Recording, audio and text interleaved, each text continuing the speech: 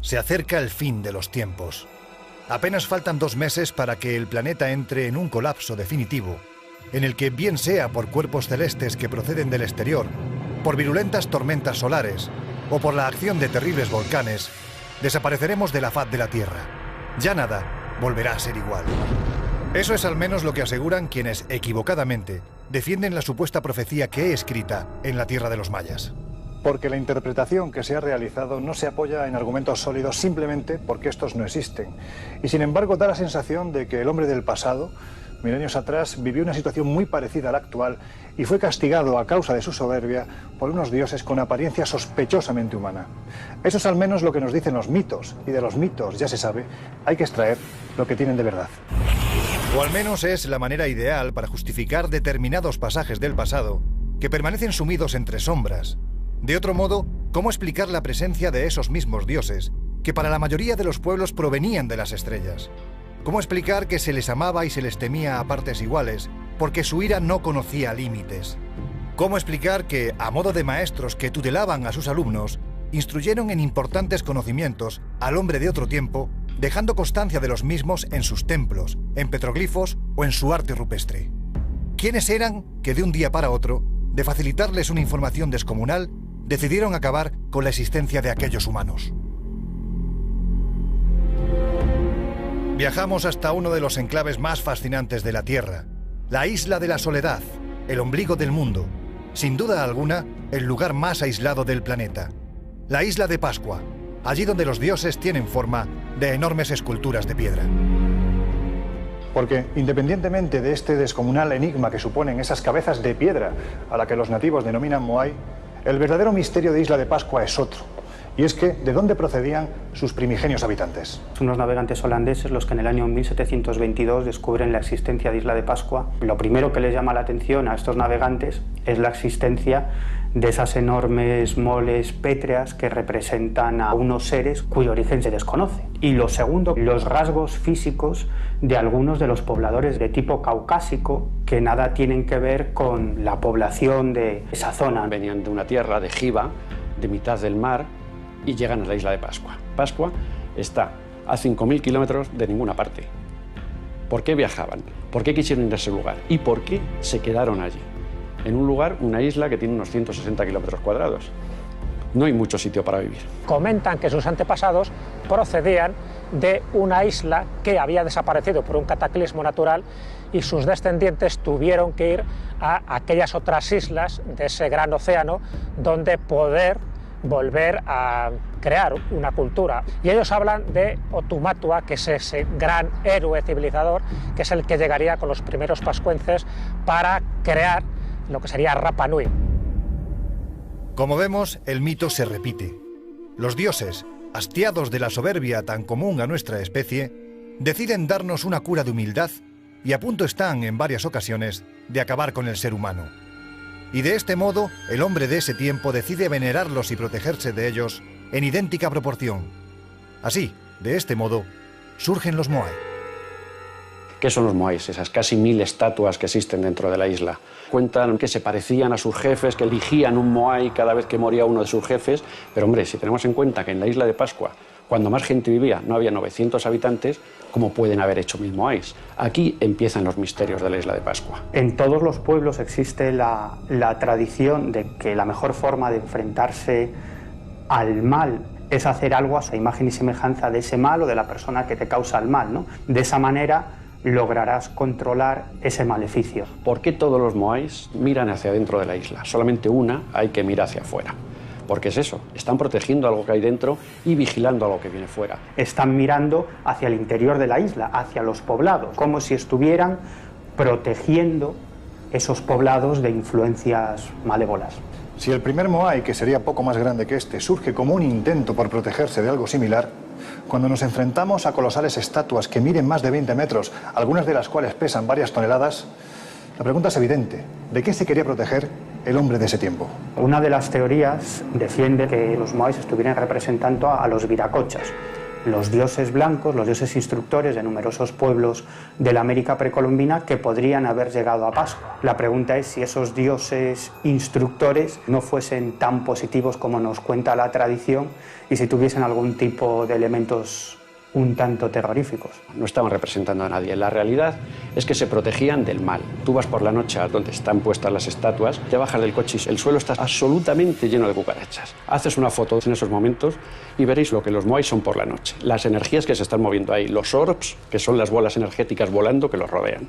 Eso es lo que nos hace pensar qué significaban los moais en la isla de Pascua. Pero volvamos a una cuestión tan atractiva como polémica, el punto de partida común. Porque aunque parezca mentira, argumentos para pensar en ello los hay. Eso es al menos lo que podemos determinar al contemplar las plataformas funerarias más antiguas sobre las que se sustentan los moai y la técnica constructiva que se utilizaba en el mundo inca, tan particular en sus trazas que es imposible hablar de casualidad. Pero hay más. A la monumentalidad de ambas culturas hay que añadir que tanto el pueblo inca como el Rapa Nui denominaban al epicentro de su civilización de la misma forma. Pero lo cierto es que hay muchas coincidencias entre ellos, hasta el nombre de la isla. Ellos llamaban a la isla de Pascua el ombligo del mundo. La capital de los incas del Tahuantinsuyo era Cuzco, que significa exactamente lo mismo, el ombligo del mundo. Cuando uno va a Perú y empiezas a encontrarte con construcciones ciclópeas, estamos hablando de culturas pre-incas. Ese tipo de construcción es un enigma porque estamos hablando de bloques de más de 20 toneladas trasladadas a veces a decenas de kilómetros y construidas de una forma que no podemos todavía ni imaginar. Los restos de piedra de los pascuenses o los rapanuis son exactamente iguales a los que encontramos en Sacsayhuamán, al lado de Cuzco. Son muros enganchados, prácticamente pegados, sin argamasa y perfectos. Entonces, ¿quién les enseñó a hacer eso? ¿Es la casualidad? ¿Los incas navegaban o fueron los pascuenses, lo que más bien parece, que llegaron también a la costa y fueron los que empezaron a poblar la costa del Perú? Hay una leyenda andina que dice que los dioses antes de irse entregan dos regalos al ser humano. Uno es las hojas de coca para que aguanten esa altitud y la otra sería una planta, la hotcha, que podría ablandar la piedra y por lo tanto construir esos monumentos megalíticos de la mejor forma posible. Así pues, o hablamos de casualidad o tuvieron el mismo maestro. Pero continuemos nuestro viaje. Semanas atrás nos acercamos a este fascinante complejo arquitectónico, el Parque de las Pirámides de Güímar. Porque de las Islas Canarias se ha dicho que formaron parte de un supercontinente hundido en la noche de los tiempos en esta otra parte de la Tierra. Y hay expertos que defienden que, entre otros vestigios, las pirámides de Güímar serían lo más importante. Su nombre era Atlántida. La referencia más antigua que tenemos de la Atlántida proviene de Platón. Refleja las costumbres, la forma de vivir, la riqueza, la soberbia y la posterior destrucción por parte de los dioses de esa gran cultura. Hablan de que existía una isla más allá de las columnas de Hércules, tan grande como Asia y Libia juntas. Las columnas de Hércules era perfectamente conocido en el mundo antiguo, que eran las del estrecho de Gibraltar. Platón, en su diálogo Critias, relaciona la Atlántida con Egipto. En el mundo de la cultura egipcia, curiosamente, hay una tradición de pueblos marineros que vinieron del occidente, que eran semidioses, semisacerdotes, que trajeron la religión a Egipto. Las cronologías coincidirían y por tanto es una hipótesis literaria, pero bueno, que tiene fuentes clásicas, el pensar que estos atlantes tuvieron relación con un incipiente Egipto que empezaba a entrar en el Neolítico, mientras que los atlantes ya conocían el metal. Platón nos dice que más allá de las columnas de Hércules, pero no demasiado lejos, puesto que estos pueblos atlantes comerciaron, incluso guerrearon con otros pueblos de la Riviera Mediterránea, con lo cual no puede estar en mitad del Atlántico, ni Groenlandia, ni Irlanda. Nos han dado ubicaciones absolutamente disparatadas. Los mitos no dudan a la hora de ofrecernos una idea aproximada de aquellos que habitaban en el continente atlante. Gentes capaces de dominar el clima, la magia en esencia, con una cultura muy avanzada que nunca antes ni después se ha visto nada igual. ¿Quiénes eran y de dónde procedían? Todo nos indica de que eran humanos, a pesar de que los orígenes de la Atlántida siempre se hace mención a los dioses, tanto como dioses primigenios como en la decisión de destruir la Atlántida, porque los hombres de alguna forma no supieron aprovechar esos conocimientos que habían adquirido durante generaciones enteras. Cuando la fuerza de los relatos que nos hablan de la Atlántida son recurrentes en todo el planeta, parece lógico pensar que el fundamento de todas esas historias sea real y que a lo mejor esos dioses o semidioses que poblaron la Tierra en la más remota antigüedad fueran en realidad seres venidos de las estrellas, que vinieron a instruir a los seres humanos y que en definitiva interfirieron en el desarrollo de nuestra civilización. Las gentes de la Atlántida se supone que tenían una serie de tecnologías que hemos perdido, que eran de origen superior y que posiblemente tenían un origen extraterrestre. Los mitos del pasado recurren a la posibilidad de que unos seres venidos de las estrellas vinieran a instruir a los hombres y por lo tanto a influir en su desarrollo. Algunos visionarios, como por ejemplo Edgar Cayce, llegaron a detectar incluso una serie de rayos cósmicos o de elementos que se habrían mantenido mediante cristales dentro de las profundidades marinas justo desde el tiempo en que la civilización desapareció. Sea como fuere, si hubo un pueblo en el pasado capaz de manejar la magia como pocos y de erigir templos que todavía hoy sobrecogen a quienes los contemplan, ese es Egipto, el mítico país de los faraones donde, como ocurre en los lugares tocados por la mano de esos dioses, todo parece estar levantado a escala gigantesca. Y es que en los mitos del país de los faraones también se habla de la existencia de un continente que se hundió hace milenios al que denominaban Keftiu. Keftiu hace referencia a la isla de Creta habitada por los cretenses. A la caída de la civilización cretense como consecuencia de la explosión de la isla de Tera, los egipcios siguieron comerciando y contactando con los micénicos, sus sucesores. En el año 1600 a.C. y la erupción del volcán Tera, es decir, lo que actualmente es Santorini, generó una devastación que destruyó toda una cultura, una civilización, que fue la civilización minoica, que tuvo consecuencias incluso en las famosas plagas de Egipto que se mencionan en la Biblia. De ahí que ese mito de la Atlántida haga referencia a esa explosión de la isla de Tera que se debió sentir en todo el mundo mediterráneo. Llegados a este punto, podríamos establecer algún tipo de conexión entre estos personajes y los dioses que siglos después aparecerían en algunas partes del planeta, especialmente la América precolombina. ¿Serían los herederos de aquellos que en tiempos remotos habitaron el mítico continente? ¿O por el contrario, como aseguran las tradiciones de medio mundo, procedían de las estrellas? ¿Justificaría de algún modo que el hombre tuviese un miedo ancestral a dichas entidades tan físicas que interactuaban con ellos? Sea como fuere, las referencias a míticos continentes habitados por gentes muy especiales que desaparecen de la noche a la mañana, aparecen constantemente en otras culturas del planeta. Aquí, en el altiplano de Perú y Bolivia, se habla de grandes catástrofes pasadas de las que devendría todo lo que existe. Y además, se hace referencia a un lugar del que todo procede, en un entorno que no parece estar hecho a escala humana, sino, una vez más, a escala de gigantes. Los aymaras son uno de los pueblos más extraños de este planeta. Venían de una tierra llamada Al-Antis, otra casualidad de que nos vuelve a demostrar que existía una tierra más allá del mar. Son grandes navegantes en el mismo lago Titicaca. Los primeros habitantes del valle Titicaca solo tenían una condición que les habían impuesto los dioses, que no subieran a las montañas a recoger el fuego sagrado. Como siempre ocurre en este tipo de tradiciones, rompen ese tabú, consiguen ese fuego de los dioses y los dioses les castigan. ¿Cómo les castigan? Con un gran diluvio y se genera el lago Titicaca.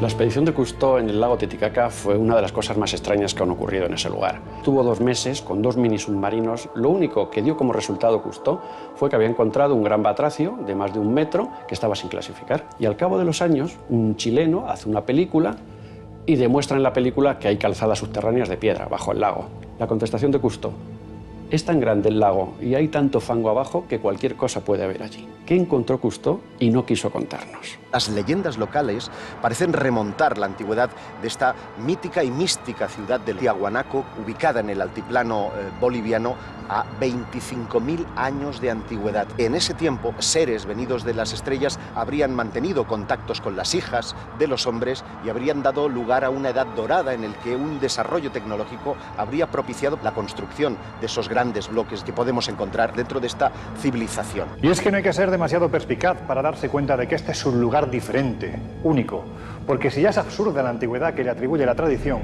cuando accedemos al interior de la ciudadela, lo que allí encontramos es lo suficientemente extraño como para enmarcarlo exclusivamente en el ámbito del mito. Tiahuanaco en sí es todo un misterio, en el que podemos encontrar montones de representaciones religiosas, culturales, que no vamos a volver a ver en ninguna otra cultura de Hispanoamérica. El lugar más emblemático de Tiahuanaco es la denominada Puerta del Sol, una construcción de aproximadamente unos 3 metros de altura por 3 metros de ancho, que parece prácticamente hecha para gigantes. Esa puerta misteriosa contiene una serie de símbolos que los expertos han querido relacionar con un calendario lunar y, para los más imaginativos, los ponen en consonancia directa con un Stargate, con una puerta a las estrellas. La puerta de las estrellas, como le llaman ellos, según cuentan las leyendas, tú cruzabas de un lado a otro para poder pasar de un mundo a otro. Los dioses que accedían a través de dicha puerta eran los maestros instructores, que enseñaron a los pueblos de aquel tiempo cuestiones como la agricultura, la astronomía, las matemáticas. A partir de ellos surgieron las culturas más importantes del planeta. Pero, ¿quiénes eran y de dónde venían? Todas las civilizaciones antiguas explican su origen en la venida de una serie de dioses celestes que crean al hombre, que lo instruyen y que por tanto hay que rendirle un culto. Aquí no hubo llegada de dioses instructores en un momento determinado de la historia de la humanidad, sino que posiblemente hubo 3 migraciones. Una sería los clásicos 12.000 años tan reiterativos en las leyendas, a raíz del hundimiento de algún continente importante.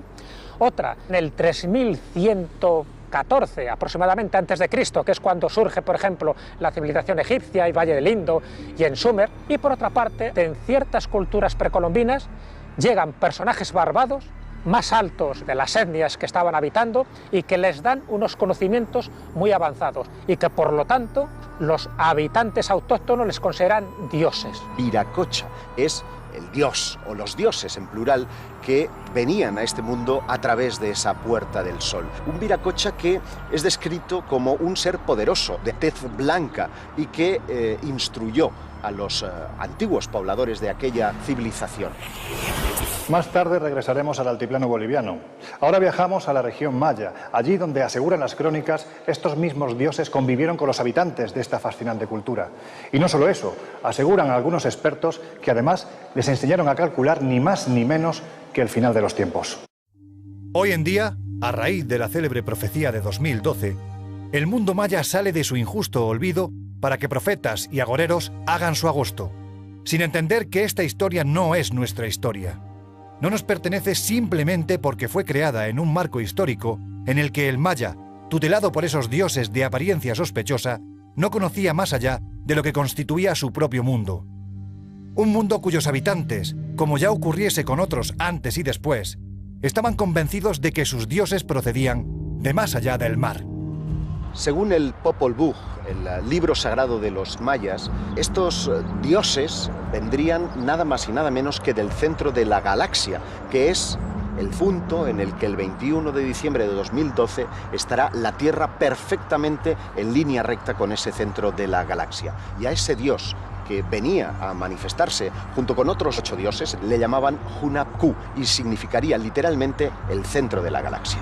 Pero ¿cómo eran esos dioses? Los podemos ver en el Museo de Antropología de México. Tú ves a seres barbudos, con casco, con gafas, que bueno, puede ser el Viracocha, ¿no? Pero lo que más nos llama la atención son unas pequeñas figuras. Gente extrañísima, con forma de pato, con trompas.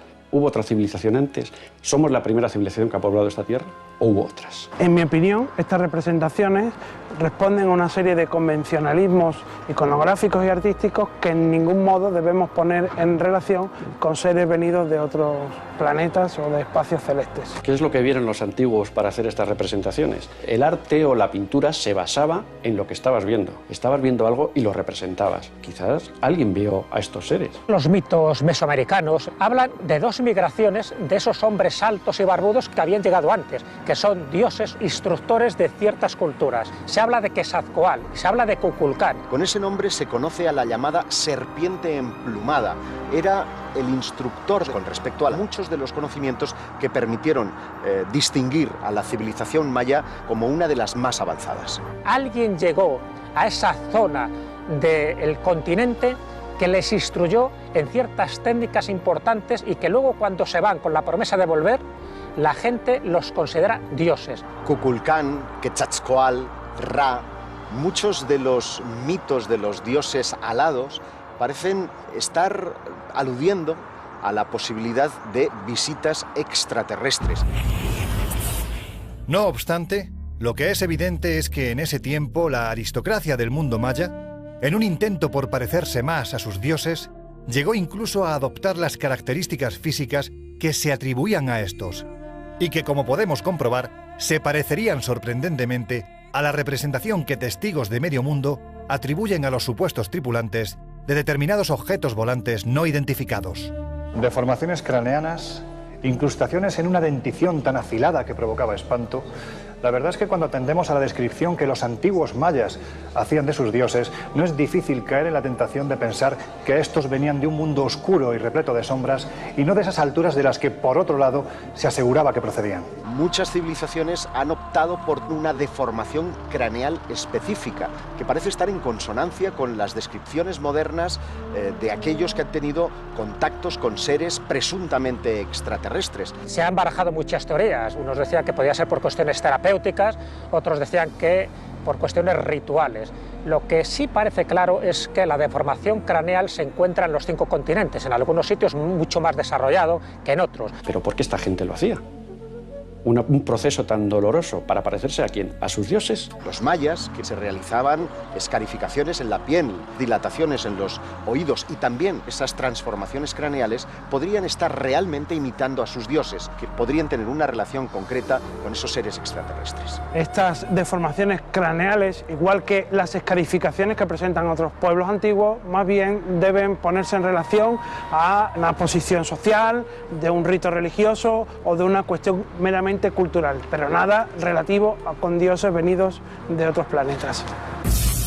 Aquel pueblo capaz de controlar el tiempo con una precisión asombrosa, de levantar estructuras piramidales monumentales como las de Tikal o Kobá, desapareció como si se hubiese volatilizado, como si de repente, llegado el caso, se hubiesen marchado con esos mismos dioses a los que adoraban y temían al lugar del que procedían, como si detrás de la profecía, como se asegura en esta tierra exuberante, se escondiese el mayor secreto del mundo maya.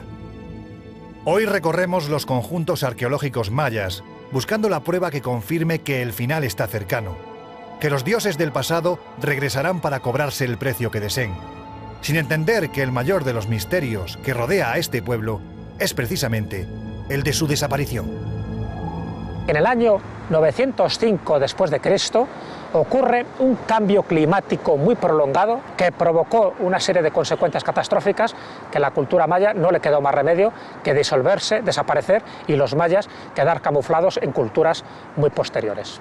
En realidad, el interrogante prevalece y permanece. Algunos han recurrido a la posibilidad de que los verdaderos mayas desaparecieron porque regresaron a sus puntos de destino, como que su origen estaba en las estrellas y a las estrellas han regresado. Hay una conjunción de factores que provocan la desaparición de la cultura maya. La aparición del fenómeno del Niño, con la sequía que conlleva, la tala indiscriminada que realiza de los árboles y una serie de guerras continuadas entre las distintas ciudades mayas que provoca la propia decadencia de esta cultura. Nos contó un chamán maya en Kobá que los mayas controlaban también el tiempo, que es cierto, dominaban el tiempo como incluso no hemos dominado nosotros. Los mayas no se han ido, los mayas están aquí con nosotros, en otro plano, en otro campo de física cuántica, pero están viviendo aquí con nosotros.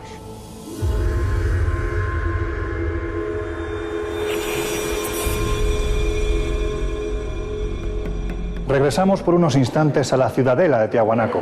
Allí, en las entrañas de la misma, hay un lugar muy especial. En Tiahuanaco se encuentra ese palacio de Kalasasaya, un palacio totalmente enigmático. En un subterráneo aparecen cabezas clavas que llaman. El templo subterráneo, que es una especie de piscina vacía, que está llena de pequeñas cabezas con diferentes caras, como si representaran razas o etnias con las que habían tenido trato. Muchas de ellas irreconocibles, ni las podemos equiparar con cualquier raza que haya ahora mismo, que no existirían. ¿A quién quisieron representar? Esas cabezas incrustadas en el muro del templo de Kalasasaya representan a los distintos pueblos que viven en la Pachamama, es decir, en la diosa tierra madre de la América Central. Algún investigador ha dicho que además de las distintas razas terrestres, lo cual ya es un enigma de por sí, porque incluso hay cabezas barbadas, aparecen razas que no serían de este mundo.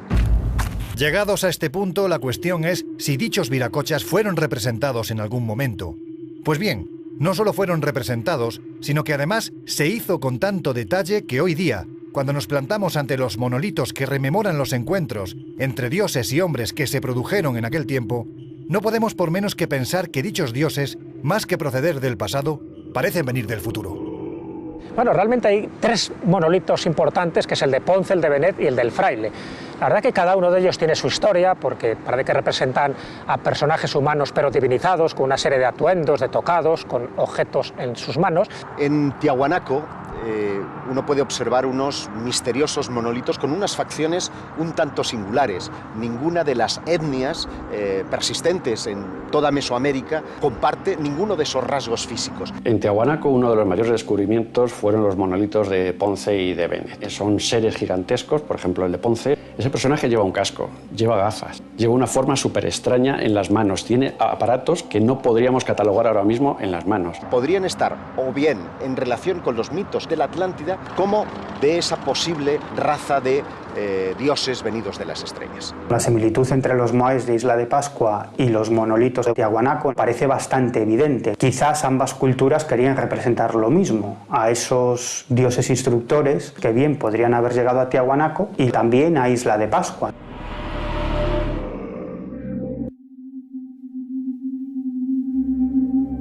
Y es que, como vemos, no son los únicos lugares donde encontramos colosales estructuras como estas, que de un modo u otro nos están enseñando lo que el hombre del pasado veía o intuía que había detrás de aquello a lo que había divinizado. Representaciones a escala más reducida que también encontramos en otro lugar absolutamente fascinante y extraño, como es la región de la selva de montaña amazónica, más concretamente donde se ubica la civilización de los Sashapuyas, los hombres de la niebla. Todo en estas junglas es misterioso. En la laguna de los Cóndores, por ejemplo, encontramos los sarcófagos de Carajía, el lugar donde debían de iniciar el camino entre nuestro mundo y el de los dioses, aquellos privilegiados que, una vez muertos, eran enterrados en el interior de estas esculturas de madera que recuerdan demasiado a los Moai de Pascua. Además, los miembros de esta cultura se dieron a la construcción de ciudades que se ubicaban a más de 3.000 metros de altura, auténticas fortalezas sin sentido porque nadie ascendía hasta aquellas cotas para atacarlos. Fortalezas con muros de más de 20 metros de altura, que se parecen demasiado a algunas construcciones de los incas y que fueron levantados por un pueblo que parecía no querer protegerse de aquello que procedía de debajo de las nubes y sí de aquello que venía de las estrellas. Porque la descripción que de ellos se hacía en las crónicas de grandes como Pedro Cieza de León, que acompañó a Pizarro durante la conquista del Perú, dejaban mucho margen a la duda. Lo mejor es cuando nos relata cómo eran las gentes que allí vivían. Eran tipos rubios, tipos altos, pelirrojos. No tiene nada que ver con el aymara. El aymara estamos hablando de hombres de 1,50, tez oscura, bajitos. Nadie les habló de su procedencia, ni de dónde venían o a qué raza pertenecían. La crónica de Pedro de Cieza lo que nos van a relatar son los distintos grupos que habitaban en la altiplanicie andina y por tanto relata las distintas formas de vida, de costumbres, de vestimenta. Culturas que estaban en los mismos tiempos funcionando, estaban adorando a los mismos dioses, adoraban al sol, todos miraban hacia arriba. De arriba es de donde venía su dios, su bien y su castigo. ¿Si existe algo que los une? Por supuesto que existe. Podría tener mucho que ver con la existencia de la Atlántida, ¿no? Porque los primeros pobladores de Isla de Pascua vivían en una isla en medio de los mares llamada Giva, que en un momento determinado fue sumergida por las aguas. Y esos pobladores de esa extraña isla llamada Giva finalmente recalaron en Isla de Pascua. Nunca debemos relacionarlas con distintos dioses o distintos seres venidos de otros planetas. La mayor muestra de una gran fortaleza la tenemos en la ciudad de Cuela. Una ciudad con murallas ciclópeas, una pequeña puerta para acceder a ella, no se puede entrar por otro lado, con lo cual gente de gran tamaño o gigantes jamás podrían entrar ahí. El fin era de avistamientos, pero ¿qué avistamiento? ¿Ver si venían a conquistarles desde abajo? No, ver si venían a conquistarles desde arriba.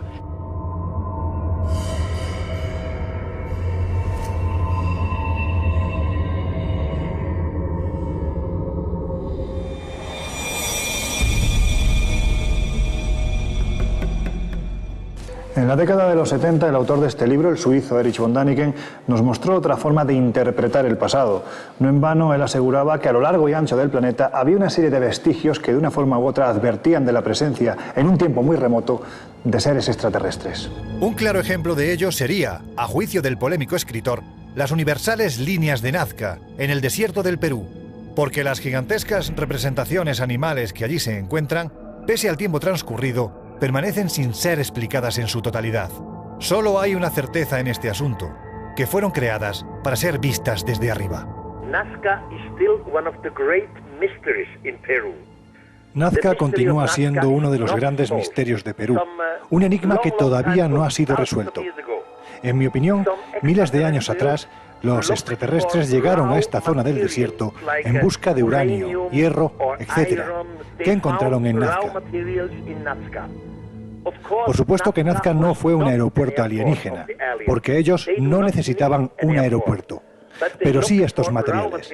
De ahí se derivó el posterior culto a esos dioses que les profesaron los antiguos habitantes de Nazca y las posteriores representaciones. Extendiéndose a lo largo de 500 kilómetros están las llamadas pistas de Nazca, lo que Däniken describió como pistas de aterrizaje para ovnis. María Reiche, que dedicó la vida por entero al estudio de estas construcciones en La Pampa, percibió que muchas de ellas guardaban unas ciertas orientaciones con algunas de las estrellas del firmamento, como si fueran un gigantesco calendario. Es una construcción humana que se empezó y se terminó prácticamente en el siglo V de esta era, y la finalidad era hacer señales a los dioses para que las cosechas fueran más abundantes. Se habla de que son caminos rituales, caminos religiosos que hacían los nazcas, iban por ahí siguiendo el dibujo, por eso no se borraba nunca, iban siguiendo los dibujos caminando, haciendo ofrendas a sus dioses. Las líneas de Nazca son unos geoglifos y unas construcciones realizadas por la suma de piedras. Se le han dado distintas interpretaciones a lo largo del tiempo, desde simples caminos hasta un calendario agrícola, que es la teoría actualmente más aceptada. Uno puede distinguir exclusivamente desde el aire una serie de figuras muy sugestivas, seres de un aspecto antropomorfo con cabeza gigantesca que evocan a otras encontradas en otros puntos del planeta que han sido relacionadas con los dioses venidos del espacio. Ese trabajo y esa perfección no se podía hacer si no se hacía desde el aire, desde el cielo, donde tenían a sus reyes, a sus dioses, o los que les enseñaron a hacerlo. Yo no creo que esos eventuales visitantes cósmicos necesiten pista alguna para aterrizar, pero sí que puedan tener relación con los antiguos dioses o la teoría de los antiguos astronautas. No obstante, si en este desierto de márgenes inciertos hay un misterio que utiliza el lienzo de sus piedras para perdurar, a pesar del paso de los milenios, ese es el que se halla en la Pampa de Palpa, varios kilómetros más adentro de lo que encontramos en la Pampa de Nazca. Porque las representaciones que allí se encuentran se parecen demasiado a algunas que ya hemos visto en otras latitudes, y como esas otras, nada o casi nada tienen que ver con algo humano. Una vez nos ofrecieron volar las líneas de Pampa y encontramos una especie de ser con una corona como si tuviera fuego en ella, un cinturón, una falda, o los ojos abiertos, rasgados, como si fuera un ser extraterrestre. No tenía nada que ver con las líneas de Nazca. Este ser es el oculado. Si en algo se distinguen es por tener diseños todavía más inquietantes, que recuerdan mucho a esas representaciones prehistóricas que se han encontrado en Australia o en Argelia. Hay geoglifos como esa llamada cruz de Palpa, como un diseño geométrico que parece que es un desafío matemático, tenían un mensaje secreto, siempre bajo ese prisma de ritos de fertilidad para que lo vieran los dioses. No son figuras hechas por los dioses, sino para que los dioses lo vieran. ¿Qué es lo que significa? Significa que algo distinto también estuvo allí en Nazca, que estuvo en el suelo de Nazca. Parecen estar evocando precisamente a esa teoría de los dioses astronautas, a la posibilidad de que en el más remoto pasado pudieran llegar civilizaciones procedentes de las estrellas y de ahí habrían nacido tanto los mitos como las religiones que han perdurado en el tiempo.